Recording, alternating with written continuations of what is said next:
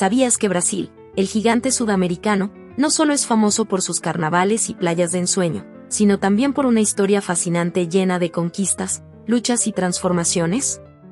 Desde los primeros habitantes que habitaron sus tierras, pasando por la colonización portuguesa, hasta su tumultuosa independencia y la llegada de la democracia, cada capítulo revela los secretos de un país que ha sabido reinventarse una y otra vez.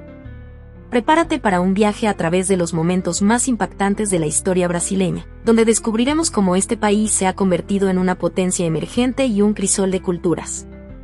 No te lo pierdas. Brasil, la nación más grande de América Latina, es un país tan vasto y diverso que resulta imposible reducir su historia a simples fechas y acontecimientos. Desde sus interminables selvas tropicales hasta sus modernas ciudades costeras, Brasil ha sido testigo de una compleja mezcla de culturas, luchas y transformaciones a lo largo de los siglos. Esta historia, llena de contrastes y riqueza, nos lleva desde las primeras civilizaciones indígenas, pasando por la colonización portuguesa, hasta su evolución como una de las principales potencias emergentes del siglo XXI. En este video, exploraremos cómo la llegada de los europeos marcó un antes y un después en la tierra de los pueblos originarios, cómo la esclavitud africana configuró la sociedad brasileña, y cómo los conflictos internos e internacionales forjaron una identidad única. Veremos el nacimiento de un imperio bajo la monarquía portuguesa, su transición hacia la república y el turbulento siglo XX, marcado por dictaduras y democracias. Este recorrido histórico también nos permitirá entender cómo Brasil se ha convertido en lo que es hoy, un país de enormes contrastes, con una rica cultura, pero también con desafíos profundos en términos de desigualdad, corrupción y crecimiento económico. Al final de este video, tendrás una comprensión más clara de los eventos y personas que han dado forma a Brasil, y cómo esta nación sigue siendo un referente clave en la región y el mundo. Antes de la llegada de los europeos, el vasto territorio de lo que hoy conocemos como Brasil estaba habitado por cientos de tribus indígenas que ocupaban diferentes regiones, desde las densas selvas amazónicas hasta las costas atlánticas. Estos primeros habitantes llegaron hace más de 10.000 años, probablemente desde el norte del continente, y formaron sociedades que desarrollaron diversas formas de adaptación al entorno. Entre las tribus más conocidas se encuentran los tupí-guaraníes, que ocupaban gran parte del litoral brasileño. Los tupí-guaraníes vivían de la agricultura, la caza, la pesca y la recolección, y cultivaban alimentos como la mandioca y el maíz. Su estructura social era relativamente simple, organizada en aldeas autónomas, cada una liderada por un cacique o jefe. Las creencias espirituales de estas tribus giraban en torno a la naturaleza, y mantenían una fuerte conexión con los elementos y los espíritus del entorno. Más hacia el interior, en la vasta Amazonía, se encontraban otras culturas igualmente complejas y fascinantes, como los Yanomami y los Ticuna, que desarrollaron sofisticados conocimientos sobre las plantas medicinales y técnicas de agricultura adaptadas al clima selvático. En estas sociedades, la vida comunitaria y el respeto por la naturaleza eran valores fundamentales, lo que les permitió sobrevivir durante miles de años en uno de los ecosistemas más diversos y difíciles del planeta. Aunque no dejaron grandes estructuras de piedra como otras civilizaciones precolombinas, estas culturas indígenas brasileñas tuvieron un profundo impacto en la configuración de la identidad del país. Sus idiomas, costumbres y conocimientos, aunque en muchos casos fueron brutalmente reprimidos durante la colonización, aún perviven en varias regiones de Brasil y siguen siendo parte integral del patrimonio cultural del país. La historia de la colonización de Brasil comienza en 1500. Cuando el explorador portugués Pedro Álvares Cabral llegó accidentalmente a las costas brasileñas durante una expedición hacia la India. Al desembarcar en lo que hoy es Porto Seguro, Cabral reclamó el territorio en nombre de la corona portuguesa, marcando el inicio de más de 3 siglos de dominación colonial. Aunque inicialmente Brasil no despertó gran interés en los portugueses, pronto se dieron cuenta del valor de sus recursos naturales, en especial del pau-brasil, un árbol que producía un tinte rojo muy apreciado en Europa. Durante las primeras décadas, el principal interés portugués fue la explotación de este árbol, lo que dio nombre al país. Para llevar a cabo esta extracción, los colonizadores establecieron relaciones comerciales con los indígenas, intercambiando productos europeos por el trabajo de los nativos.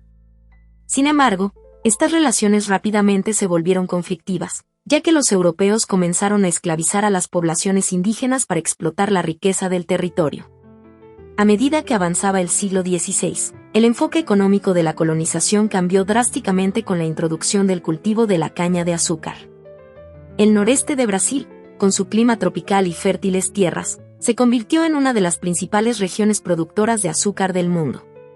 Para satisfacer la alta demanda de mano de obra en los ingenios azucareros, los colonizadores comenzaron a traer esclavos desde África en grandes cantidades, creando un sistema basado en la explotación de millones de africanos, que fue fundamental para el éxito económico de la colonia. La esclavitud africana marcó profundamente la sociedad brasileña. A lo largo de los siglos, más de 4 millones de africanos fueron llevados a Brasil, lo que lo convierte en el principal destino de esclavos en el continente americano. Esta mano de obra forzada no solo desempeñó un papel crucial en la economía colonial, sino que también dejó un legado cultural duradero, contribuyendo a la rica mezcla étnica y cultural que define al Brasil moderno.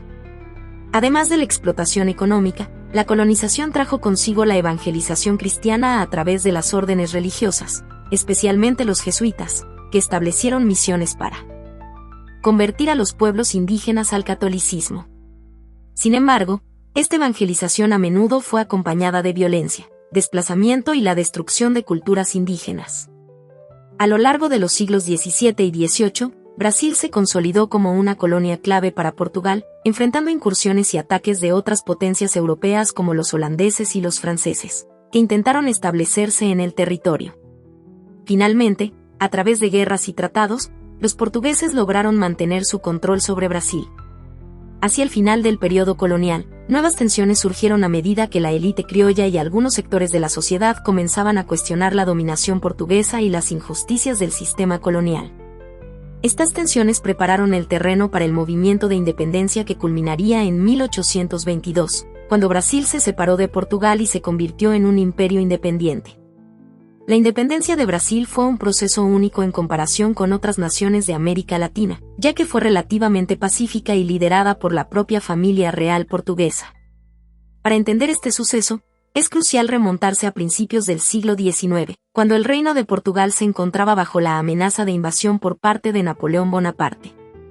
En 1808, la familia real portuguesa, encabezada por el príncipe regente João B, decidió trasladar la corte a Brasil, convirtiendo a Río de Janeiro en la capital del Imperio portugués. Este evento marcó un punto de inflexión en la relación entre Brasil y su metrópoli. Durante los años que la corte portuguesa residió en Brasil, el país experimentó un notable desarrollo económico, político y cultural. La presencia de la monarquía elevó el estatus de Brasil dentro del imperio, y muchas reformas administrativas e infraestructurales fueron implementadas, lo que permitió a las élites locales ganar más influencia. En 1815, Brasil fue elevado al rango de reino, uniéndose formalmente con Portugal en una monarquía dual, lo que le otorgaba un grado de autonomía política. Sin embargo, cuando João B regresó a Portugal en 1821, dejó a su hijo, el príncipe regente Pedro I, a cargo de Brasil. En este momento, el ambiente en Brasil estaba marcado por un creciente descontento entre la élite criolla, que deseaba más independencia económica y política, además de resentir las continuas imposiciones fiscales y políticas de la metrópoli. Mientras tanto, en Portugal, las cortes exigían que Brasil volviera a ser una colonia bajo un control más directo, lo que intensificó las tensiones. Ante la presión de los nacionalistas brasileños y las crecientes demandas de las cortes portuguesas para que regresara a Lisboa, Pedro I pronunció la célebre frase «Independencia o muerte». El 7 de septiembre de 1822 a orillas del río Ipiranga, cerca de Sao Paulo. Este grito, conocido como el Grito de Ipiranga, simboliza el momento en que Pedro I rompió oficialmente los lazos con Portugal y proclamó la independencia de Brasil. El 5 de diciembre de 1822, Pedro fue coronado como el primer emperador de Brasil, iniciando el periodo del Imperio de Brasil. A diferencia de otras luchas de independencia en América Latina, la independencia de Brasil no estuvo marcada por largas y violentas guerras, aunque hubo algunos enfrentamientos militares aislados entre las fuerzas brasileñas y las leales a Portugal. La independencia fue, en gran medida, un compromiso entre la élite brasileña y la monarquía portuguesa, que permitió a Brasil evitar el caos que muchas naciones latinoamericanas enfrentaron tras la independencia. Sin embargo, no significó una ruptura total con el pasado. Brasil siguió siendo una monarquía y mantuvo muchas de las estructuras coloniales, como la esclavitud, que continuó hasta 1888, cuando fue abolida.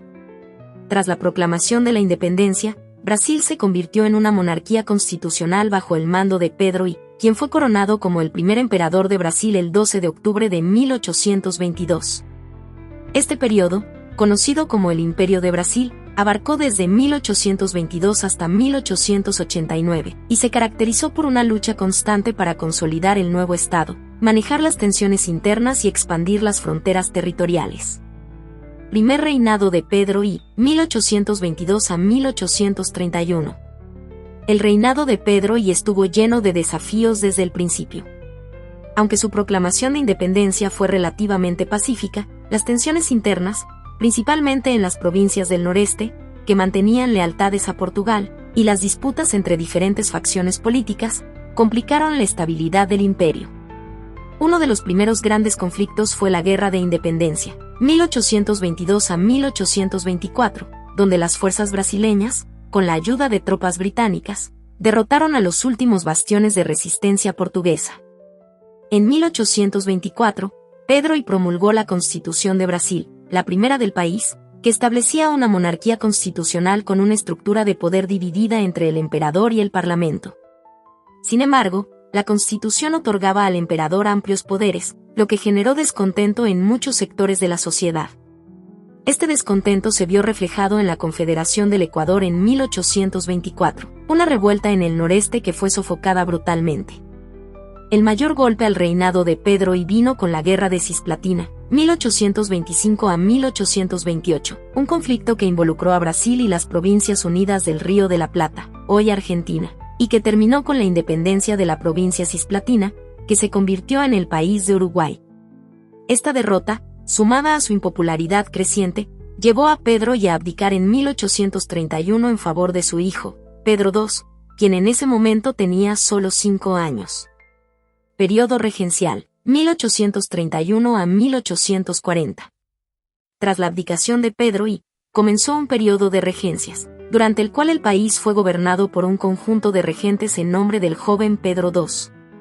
Este periodo fue inestable y estuvo marcado por una serie de rebeliones regionales, entre ellas la rebelión Farroupilha en el sur, 1835 a 1845, la Cabanagem en Pará, 1835 a 1840, y la Sabinada en Bahía, 1837 a 1838. Estas revueltas reflejaban el descontento de las provincias con el poder central, así como la complejidad de gobernar un territorio tan extenso y diverso. En 1840, a la edad de 14 años, Pedro II fue declarado mayor de edad y asumió el trono, dando fin al caótico periodo regencial. Segundo reinado de Pedro II, 1840 a 1889. El segundo reinado de Pedro II es considerado una de las épocas más prósperas y estables de la historia del imperio. Pedro II, un monarca culto y respetado, logró consolidar el poder central y estabilizar el país. Bajo su liderazgo, Brasil experimentó una expansión territorial, económica y cultural significativa. Uno de los principales logros del reinado de Pedro II fue la modernización económica de Brasil. Durante este periodo, el país se convirtió en el mayor productor mundial de café, que reemplazó al azúcar como principal producto de exportación. La construcción de ferrocarriles, el crecimiento de la industria y la expansión de las comunicaciones también contribuyeron al desarrollo económico. Sin embargo, esta prosperidad estuvo basada en gran parte en el trabajo esclavo, lo que generaba crecientes tensiones tanto internas como internacionales. La cuestión de la esclavitud se convirtió en uno de los problemas más espinosos del segundo reinado. Aunque hubo intentos graduales de abolir la esclavitud, como la Ley del Vientre Libre en 1871, que otorgaba libertad a los hijos nacidos de esclavos, y la Ley de los Sexagenarios en 1885, que liberaba a los esclavos mayores de 60 años, la resistencia de los terratenientes esclavistas dificultó el progreso. Finalmente, la Ley Áurea fue promulgada el 13 de mayo de 1888, aboliendo oficialmente la esclavitud en Brasil. Esta ley fue impulsada por la princesa Isabel, hija de Pedro II, quien gobernaba como regente en ausencia de su padre. La abolición de la esclavitud, aunque celebrada, dejó a millones de afrobrasileños en condiciones de pobreza y sin acceso a tierras ni oportunidades, mientras que los terratenientes esclavistas, descontentos con la monarquía, comenzaron a conspirar para derrocarla. La caída del Imperio 1889. A pesar de los logros de Pedro II, el imperio comenzó a tambalearse en sus últimos años. Las tensiones entre los sectores militares, los grandes terratenientes descontentos con la abolición de la esclavitud, y los republicanos que veían en el modelo monárquico un sistema anticuado, se agudizaron. El 15 de noviembre de 1889, un golpe militar liderado por el mariscal Deodoro da Fonseca puso fin al Imperio de Brasil y proclamó la República. Pedro II, quien había sido un gobernante popular durante la mayor parte de su reinado, aceptó pacíficamente su exilio. Brasil entró en una nueva etapa como república, poniendo fin a más de 60 años de monarquía. Tras la caída del Imperio de Brasil en 1889, el país entró en una nueva etapa como república, dando inicio a un periodo de profundos cambios políticos, sociales y económicos. Esta etapa, marcada por la lucha entre diferentes sectores de poder, alcanzó su punto culminante con la era Vargas, un periodo de gobierno autoritario bajo el liderazgo de Getúlio Vargas que transformó el país de manera significativa. Primera República, 1889 a 1930. Con la proclamación de la República en 1889, Brasil adoptó un sistema presidencialista bajo la Primera República, también conocida como la República Velha. Este periodo estuvo dominado por las élites agrarias, principalmente de los estados de Sao Paulo y Minas Gerais, quienes mantuvieron el control del poder a través de un acuerdo informal conocido como la política del café con leche. Esta política consistía en la alternancia del poder entre las élites cafetaleras de Sao Paulo y los ganaderos de Minas Gerais, quienes controlaban el país a través de un sistema de elecciones manipuladas. La Primera República fue un periodo de gran desigualdad social y política, donde el poder estaba concentrado en manos de las oligarquías rurales, mientras que la mayoría de la población, en su mayoría compuesta por campesinos y exesclavos, vivía en condiciones de pobreza extrema. Las elecciones eran controladas por el voto de cabresto, un sistema de fraude electoral en el que los terratenientes ejercían influencia directa sobre los votantes.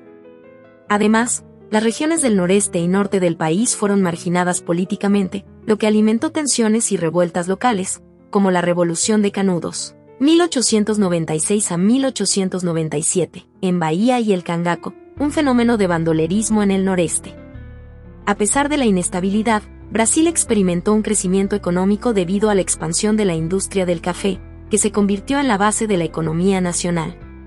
Sin embargo, esta dependencia del café dejó al país vulnerable a los cambios en el mercado internacional, como lo demostraron las crisis económicas globales. La Revolución de 1930 y el ascenso de Getúlio Vargas. El sistema oligárquico que caracterizaba la Primera República comenzó a desmoronarse en la década de 1920 debido a factores como el creciente malestar social, el surgimiento de nuevos movimientos políticos, y la influencia del movimiento tenentista, que estaba compuesto por oficiales jóvenes del ejército que demandaban reformas sociales y políticas. En 1930, el punto de quiebre llegó cuando el presidente Washington Luiz, de Sao Paulo, decidió romper con la política del café con leche y designar a otro paulista como su sucesor, ignorando a Minas Gerais. Esto provocó una rebelión liderada por el gobernador de Río Grande do Sul, Getúlio Vargas, quien contaba con el apoyo de diversos sectores descontentos, incluidos los militares y las clases medias urbanas. Vargas, tras liderar la revolución de 1930, depuso al gobierno y asumió el poder, poniendo fin a la Primera República. El gobierno provisional y el Estado Novo, 1930 a 1945. Con Vargas en el poder, Brasil entró en un periodo de grandes transformaciones. Inicialmente, Vargas gobernó bajo un régimen provisional, pero su popularidad creció rápidamente gracias a su enfoque populista y su habilidad para conectar con diversos sectores de la sociedad. Su gobierno implementó políticas dirigidas a la industrialización, la modernización de la economía y la creación de derechos laborales, lo que le ganó el apoyo de los trabajadores urbanos y las clases medias. En 1934, Vargas promulgó una nueva constitución que ampliaba los derechos laborales y otorgaba mayor control al gobierno central. Sin embargo, este periodo estuvo marcado por la creciente polarización política. Dos movimientos radicales surgieron en este contexto: la Acción Integralista Brasileña, AIB, un grupo de inspiración fascista liderado por Plínio Salgado, y la Alianza Nacional Libertadora, ANL, un movimiento comunista. En 1937, alegando la amenaza de un supuesto golpe comunista, Vargas disolvió el Congreso y estableció el Estado Novo, un régimen autoritario que concentraba el poder en sus manos. Bajo este nuevo sistema, Vargas suspendió las elecciones, censuró a la prensa y reprimió a la oposición. Durante esta fase, el gobierno de Vargas impulsó la industrialización del país, promoviendo la creación de empresas estatales y fomentando la infraestructura nacional, como la siderúrgica Compañía Siderúrgica Nacional. Aunque el Estado Novo era un régimen autoritario, Vargas logró consolidar su imagen como un líder popular gracias a sus reformas laborales. Entre las más importantes estaban la creación del salario mínimo, la jornada laboral de 8 horas, y el derecho a vacaciones pagadas. Estas medidas hicieron que muchos lo conocieran como el padre de los pobres. La caída de Vargas en 1945. El fin de la era Vargas se produjo en un contexto internacional marcado por la Segunda Guerra Mundial. A pesar de su régimen autoritario, Brasil se alió con las fuerzas aliadas y envió tropas a luchar contra el Eje en Europa. Sin embargo, las contradicciones entre el discurso prodemocrático de las potencias aliadas y el carácter dictatorial del gobierno de Vargas se hicieron. La dictadura militar en Brasil, que duró de 1964 a 1985, fue uno de los periodos más oscuros y controversiales en la historia del país. Este régimen autoritario fue instaurado tras un golpe de Estado que derrocó al entonces presidente João Goulart, marcando el inicio de más de 2 décadas de represión, censura y control militar, pero también de modernización económica y crecimiento industrial. El golpe de Estado de 1964. El golpe militar del 31 de marzo de 1964 fue la culminación de una serie de tensiones políticas y económicas que venían creciendo desde finales de la década de 1950. João Goulart, presidente en ese momento, promovía una agenda reformista que incluía la reforma agraria y otras medidas que buscaban reducir las desigualdades en Brasil, lo que generó descontento entre las élites económicas, los sectores conservadores y los militares, quienes lo veían como una amenaza comunista. Respaldado por Estados Unidos en el contexto de la Guerra Fría, el golpe fue relativamente rápido y sin grandes enfrentamientos armados. Goulart fue depuesto y se exilió en Uruguay, mientras que los militares asumieron el control del gobierno, iniciando una nueva fase en la historia política de Brasil. Gobiernos militares y el régimen autoritario, 1964 a 1985. La dictadura militar en Brasil estuvo marcada por una sucesión de gobiernos encabezados por generales del ejército. Aunque los presidentes cambiaron, el régimen mantuvo un fuerte control sobre la sociedad y la política. Durante este periodo, los militares justificaron su permanencia en el poder como una defensa de la democracia y una protección contra el comunismo, mientras que reprimían duramente cualquier tipo de oposición. General Castelo Branco. 1964 a 1967 fue el primer presidente militar y se enfocó en estabilizar la economía mediante un programa económico conocido como el Plan de Acción Económica del Gobierno, PAEG, que tenía como objetivo controlar la inflación y atraer inversión extranjera.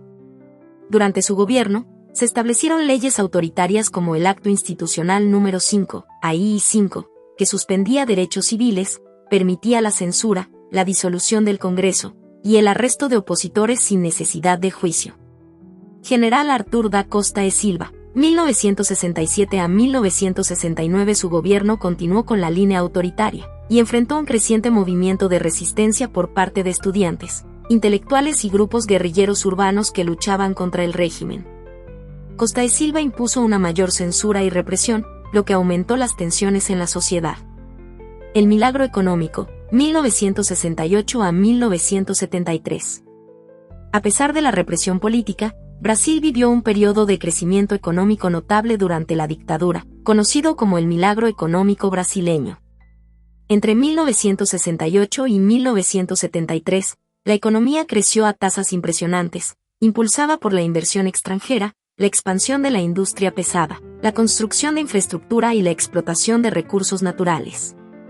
Este auge económico fue acompañado de proyectos emblemáticos como la carretera transamazónica y la construcción de Itaipú, una de las represas hidroeléctricas más grandes del mundo. Sin embargo, este crecimiento fue desigual. Mientras una parte de la población se beneficiaba de la modernización y el crecimiento industrial, las desigualdades sociales y la pobreza en las áreas rurales y urbanas se profundizaron. Además, la deuda externa del país aumentó considerablemente, sentando las bases para futuras crisis económicas. Represión y resistencia. Durante la dictadura, los derechos humanos fueron gravemente violados. El régimen utilizó métodos como la tortura, el exilio y el asesinato para reprimir a los opositores políticos. Activistas de izquierda, estudiantes, periodistas y guerrilleros fueron perseguidos y encarcelados. La censura se extendió a los medios de comunicación, las artes y cualquier expresión cultural que pudiera ser percibida como crítica al gobierno. A pesar de la fuerte represión, varios grupos de oposición resistieron al régimen. El movimiento estudiantil fue uno de los más visibles, y en 1968, miles de estudiantes participaron en protestas en todo el país. Además, surgieron grupos guerrilleros como la Alianza Libertadora Nacional, ALN, y la Vanguardia Popular Revolucionaria, VPR, que llevaron a cabo acciones armadas contra el gobierno.